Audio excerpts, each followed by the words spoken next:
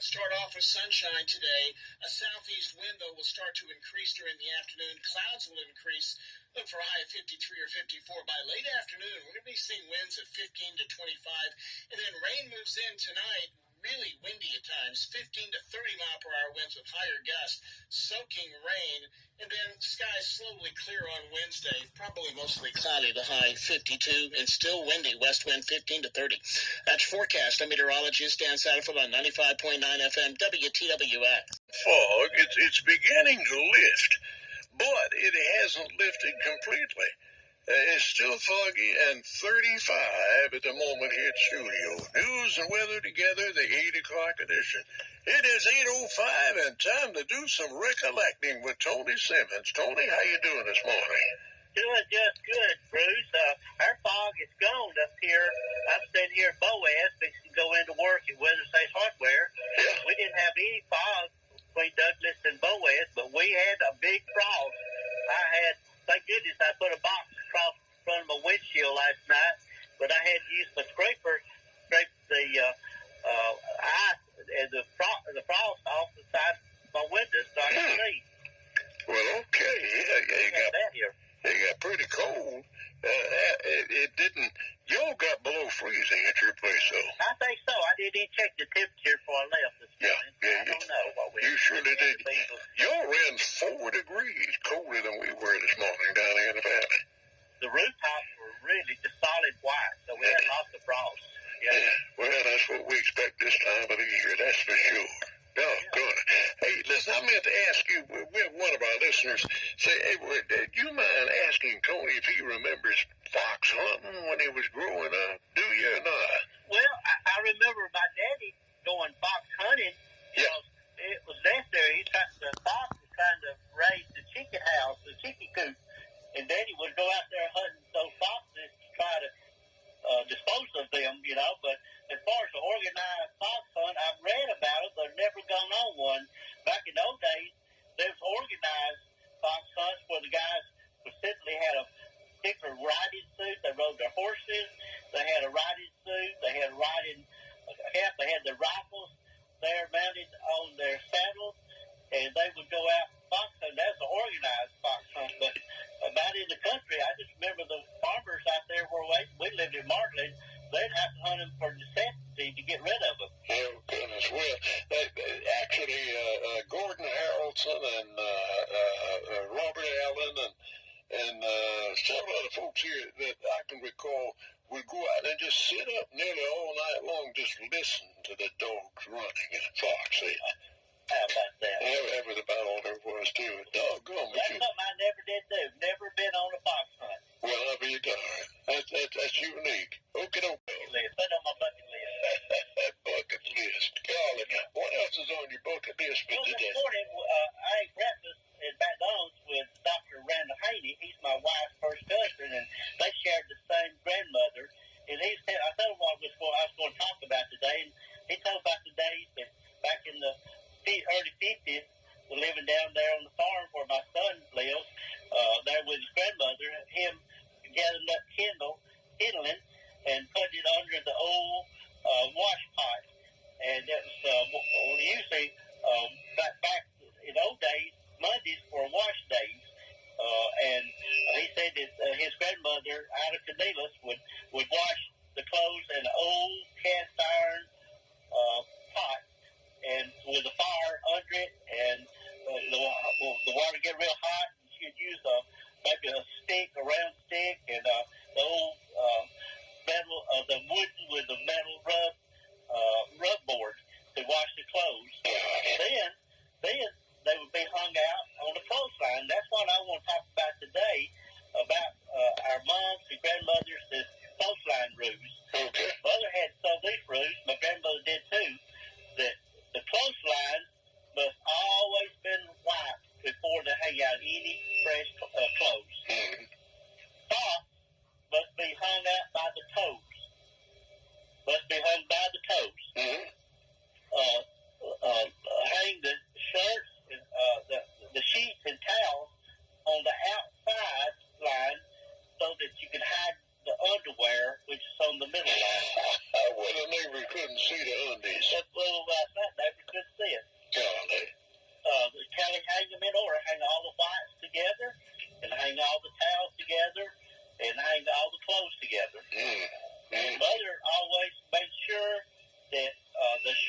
our shirts and blouses were always hung by the tail instead of by the shoulder. Well, sure.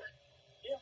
And then she'd line up the clothes, like they line them up, kind of like clothes, and it didn't matter if it was a day like today, foggy, freezing, whatever. When those clothes got washed, they'd go out there on the line, and it'd be so freezing, and sometimes you go out there, and the clothes would be just as solid, frozen as they could be. But generally during the day, it warmed up enough that they would dry those clothes out. And Bruce, you remember how good those fresh bedded smelled, you know? I surely do, man. The smell of those sheets now, how fresh they were when they were put back on the bed. And then the clothespins would always have to be gathered back up when you took the clothes down. They never left out because they would rot. Yeah, they surely would. Yeah, put them in the and usually my mom used a little bag to put them in. That's right. I remember my grandmother, she had a clothes bag apron. She had an apron that had a pocket in it. Yes, sir. And she would wear that clothespin apron and put her clothespins back in it. Then when she go in the house, she would hang it up, you know, on a nail somewhere in a special place there in the washroom. Yeah, well, this question, did she have a preference? Did she prefer clothespins without wires in it or some of those that would spring? Well, you know, I remember the old wooden ones, you know, that had just the old wood ones that didn't have no spring in it, but all the ones that when Mother used when I grew up had the spring in it, the spring. And if one of those was to spring, if they was to sprung, you'd find that spring and put it back in there. Just put that clothespin back together. Golly. Yeah. All right, one more question. With these spring-type clothespins, did you ever make a match shooter? Oh, yes. Sure did. And we used that also to put on the spokes of the put baseball cards there on the spokes of our bicycle. Oh gosh, we always had to do that. That's right. Mama said, "Where's my clothespin?" You know, and Roddy for using her clothespins for that red, but that's the only thing we had. You know, really, we thought that we could put those make the power splitter. Yeah, boy, absolutely. Golly.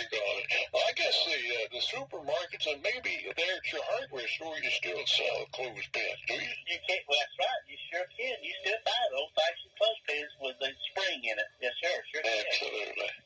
Yeah. You know, sometimes with large families, they'd have to have about 4 strings of wire for all the clothes. Sure. And when we moved to Douglas in '88, there at our home place there, we carried our post lines with us. People used to move. You know, when they moved, they'd take their post and line with them whenever they go. Golly, they surely did. We had it up. We used it until sometime during the late '90s, and then we finally took them down. Yeah, well, you finally got yourself an electric clothes dryer. Did. And I remember when Mother used the old Rigger type clothes washer out there on the side porch. Back in the early '50s and everything. And I remember when Mother she won the first electric clothes washer from Levy and Baines at a drawing, and it was back in 1959, and it was 1965 when we finally got running water by the Asbury Water Authority that she would be able to use that clothes. Oh, declare. That's the true story. 1965, then she used it for many, many years then. Goodness, yeah.